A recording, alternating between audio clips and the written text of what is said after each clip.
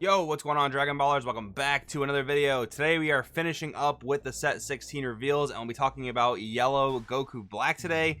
And I think this deck looks really cool. Firstly, it's yellow. I love playing yellow, but I also think it's going to be very tough to build this deck, and I'll explain why in the video. So if you're new here, make sure to subscribe, hit that bell so you never miss a video. Anyways, let's get on into it.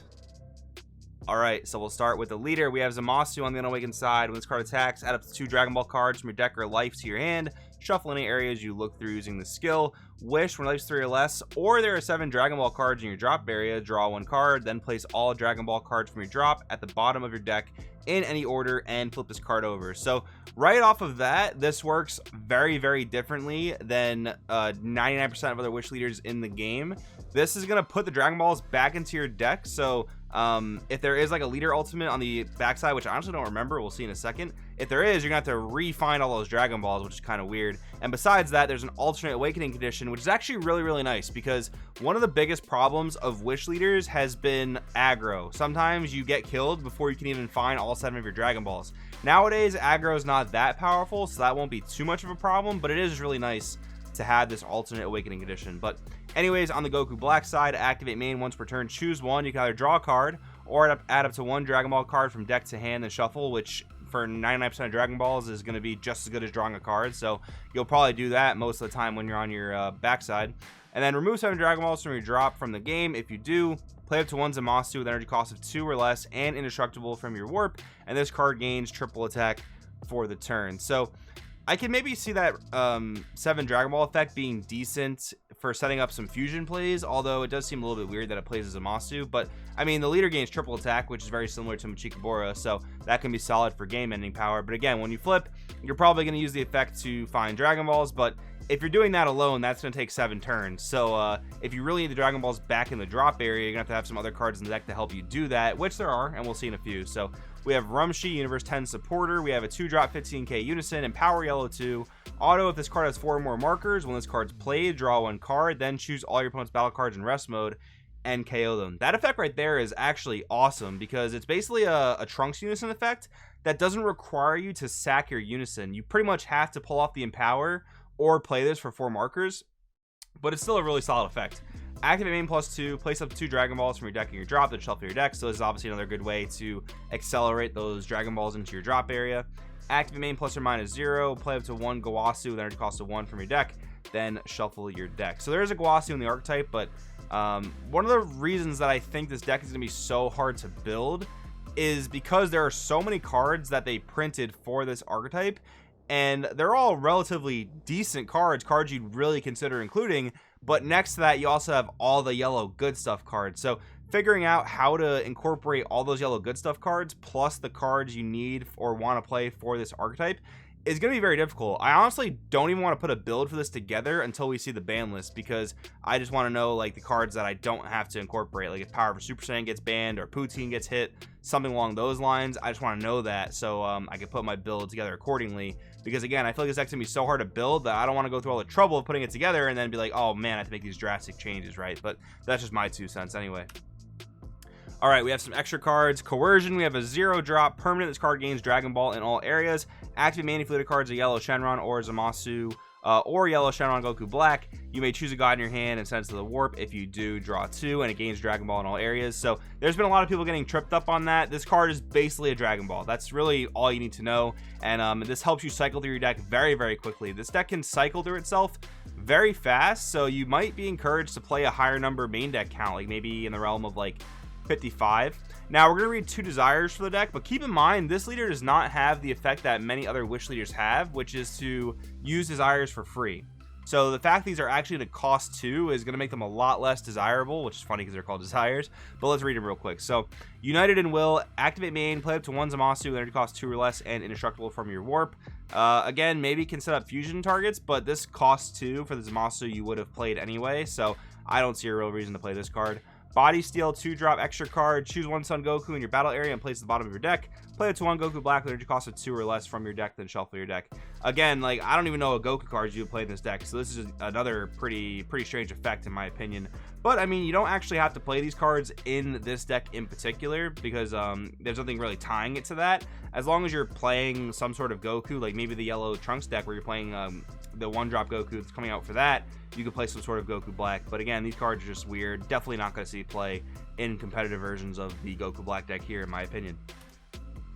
Alright, now we have some battle cards. Gowasu the Careless, 1-drop 5k. When this card's played, look at the top 3 cards of your deck, add up to 1 god card among them to your hand, then place the remaining cards at the bottom of your deck in any order. So, a consistency card, but again, if you're trying to fit like tons and tons of cards in this deck, those are the types of cards that get chopped first. And we especially want to fit Zamasu Mortal Loathing, which is another consistency card, so Gowasu probably gets the chop. But anyways, Zamasu, 1-drop 4k, auto when this card's played, look at the top 5 of your deck, add up to 1 yellow god with an energy cost of 5 or less, or 1 yellow Unison card with a specified cost of 2 among them to your hand, and shuffle your deck. So this card great because while I have mentioned in the past that a lot of times these Unison / Archetype searchers don't really see a whole lot of play, your Unison's actually pretty important for this deck, so this one's actually really good. And the activate main makes it really good as well. Pay 2 if your leader card is Zamasu or Goku Black, and you have 3 or more energy, and you choose this card and 1 Goku Black in your battle area and send them to your warp. Choose up to 1 Zamasu with an energy cost of 5 in your hand and play it. So the fact that it also gets your boss monster down, which we'll see later, is another great reason to play this card.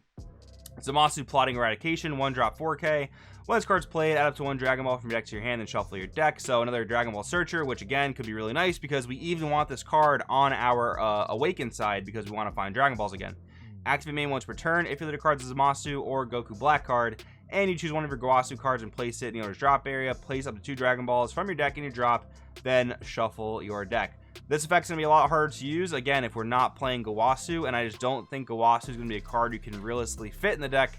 But this card still seems worth playing if you want to get that Dragon Ball searching effect. That's not bad. Oh, and one thing I wanted to mention on the extra card slide, which I thought about then but kind of forgot till right now, is that Personal Ambition is another great card to play in yellow Wish decks. It literally just taps 1, draws 1, untaps 1. It's just a cycle through your deck. You can go through your deck very, very fast. But again, it's going to be very hard to fit all these different cards if you want to play a classic yellow Wish card like Personal Ambition. Alright, more battle cards. Zamasu Self-Supported, 2-drop 10k, Indestructible. Activate main limit 1. If your leader card is Zamasu or Goku Black, add this card from your warp to your hand. Activate battle, send this card and 1 Goku Black from your combo area to the owner's warps. Draw 1 card.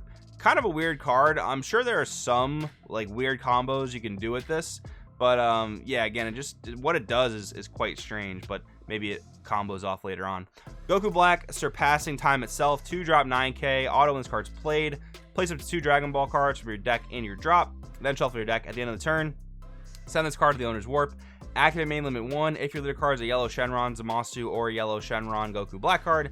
Play this card from your warp. You can't play non-Zamasu and non-Goku Black battle cards for the game. Okay, so this card's really nice because you can actually play it for free. It sets up fusion and it gets you 2 Dragon Balls into your drop. And you can put it in your warp with the coercion extra card. So all that seems great, but keep in mind it locks you into Goku Blacks and Zamasus for the rest of the game. So if this card ends up being a super vital piece for the deck, that would actually restrict your deck building a lot and make it a little bit easier to build because you wouldn't be able to play battle cards like, I don't know, Poutine and Bergamo and Swift Retaliation Cooler, stuff like that. So I think if you wanted access to all those powerful cards, you probably wouldn't play this Goku Black, even though it is really nice at helping you awaken. But yeah, that's going to be something to consider in your deck building for sure. Then we have the SR for the Archetype, SS Rose Goku Black, future on the line, 3-drop 15k permanent. This card is also treated as blue, which is actually crazy. That I don't know if that permanent applies in the energy. I kind of imagine that it doesn't. I think permanents only apply in the battle area unless otherwise specified, but if that applied in the energy, that'd be wild. Auto limit 1 if the leader card is yellow. When this card is played, choose one of your opponent's non-leader cards and switch it to rest mode. Active main for 1, send this card to the owner's warp. Draw 1 card, then choose one of your opponent's battle cards in rest mode and KO it. Activate battle for 2 if you have 2 or more blue and or yellow cards in your battle area and or combo area. Play this card from your hand. So summoning conditions very, very similar to the 5-drop Kava from the last set. This card's nuts. I mean, play it, tap energy, tap a battle card, tap a Unison, and then gives you removal and comes down for cheap if you have the appropriate materials. This card's great. This card could be very, very playable in just about any yellow good stuff deck as well. So this card's really, really good. All right, now we have the boss monster engine for the deck. Fuse Zamasu Divine Condemnation, 5-drop 20k energy exhaust, unique, indestructible, blocker, Aegis blue yellow, once per turn. Okay, so this thing's got tons of keywords. Great protection with indestructible, it's got blocker, and we're bringing back Aegis. When this card activates its Aegis blue yellow skill, choose one of your opponent's non-leader cards and switch it to rest mode. Okay, so even more interruption, pretty much the same thing we just saw with that last Goku Black. That makes this Aegis ability kind of worth using. Like, that's the whole thing. Aegis on its own has never been that great. Violent Rose Bojack made it broken because it essentially made it free by replacing the card you pitched, and this offers you another great effect when you activate Aegis. That's really good. Activate battle for a blue and a yellow. If your leader card is a Zamasu or Goku Black card, and there's at least one Zamasu and one Goku Black in your combo area, play this card from your hand. So it kind of has like its own unique arrival effect, but you can also cheat this out with the 1-drop Zamasu that we read earlier, so that's great. Fuse Zamasu, Exterminating Force, 9-drop, 35k, unique, double strike, indestructible, blocker, EX Evolve for 4 over a blue Zamasu with energy cost of 5, Aegis blue yellow once per turn, permanent if your leader card is a Zamasu or Goku Black, negate this card's energy exhaust skill in all areas. Oh, that's excellent. That's really good. Gives you a turn 1 charge that you know, you want to play a high number of blue yellows if you're gonna go this like Aegis route, so that's great. All right, then we have auto. When this card activates Aegis, draw 1 card, switch this card to active mode, which is great because it's a blocker. Then choose one of your opponent's cards and switch it to rest mode, and now you can choose any card including their leader. So this really does seem like a boss monster worth playing. I think this is really good. Again, the indestructible is excellent protection. The only thing it's a little bit weak to is blue with Godsling Technique Trunks, but every other color in the game, this thing is going to stick around for I mean, almost the entire game. Like, the only thing you have to be a little bit scared of is red being able to minus it, but minus 35 is no easy task. Maybe minus 20 on the others monsters is a little bit easier, but this boss monster engine is really good. But again, if you're going to incorporate yellow good stuff, the yellow cards for this archetype, and this, and enough blue yellows to play Aegis, that seems like a very tough deck to build, in my opinion. Then we have Realm of the Gods, Black Kamehameha, possibly the best looking card in the set. Activate battle if the leader card's yellow. Choose up to one of your cards, gets plus 10k for the battle. Then choose one. If it's your turn, choose one of your opponent's battle cards in rest mode and KO it. If it's your opponent's turn, draw 1 card, then choose up to 2 of your opponent's battle cards and switch them to rest mode. So yeah, I mean, this card's also just crazy. Offensive removal, defensive, tap 2 battle cards, stop 2 threats. This card's absolutely amazing. But yeah, guys, I mean, those are just my thoughts. I've said it a lot over the course of the video that I think the deck's gonna be very difficult to build. Let me know in the comments below what you guys are thinking about this deck. Thank you guys for watching, and I'll see you in the next video.